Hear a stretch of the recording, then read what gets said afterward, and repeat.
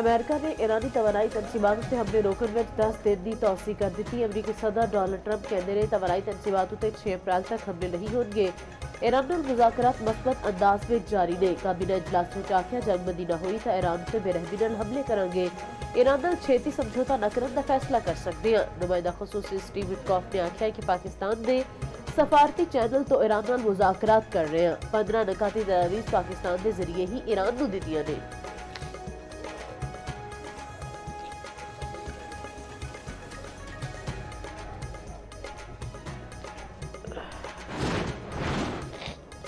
Iran की Israel उत्ते missile हमले की तरासवी लहर। क्लस्टर मिसाइल नाल तेल अवीव के कई इलाकों में तबाही। हिजबुल्ला ने इसराइल उत्ते रॉकेट हमले तेज कर दिए। लबनान के सरहदी देहात में इसराइली फौज को शदीद मुजाहमत का सामना। इसराइली फौजियों को गाइडेड मिसाइलों का निशाना बनाया गया। हिजबुल्ला तो हुण तक 55 इसराइली टैंकों को निशाना बनाने का दावा। इसराइल ने होर साजो समान लबनान सरहद उत्ते भेज दिता। लबनानी सरहद के करीबी इलाके के मेयर मार्गा ने चीखते हुए दस्या कि इलाके में हर चीज तबाह हो गई है, मगर कोई भी मुल्क साडा साथ देने को तैयार नहीं है। मेयर बोले हिजबुल्ला जीत गई, इसराइल नाकाम हो गई। इसराइल का एक शहर सफाए हस्ती तो मिट गया।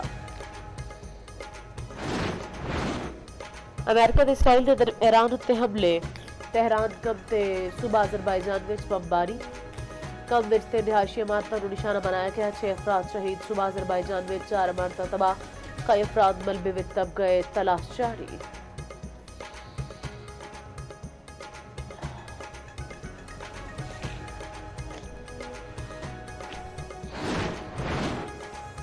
तेहरान में पाकिस्तानी सफारतखाने के इतराफ इसराइली बमबारी।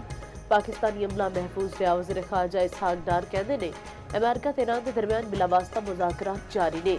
मुज़ाकरात बजरिया पाकिस्तान पैगामात की सूरत में हो रहे ने। अमेरिका ने 15 नकात ईरान के नाल शेयर किए।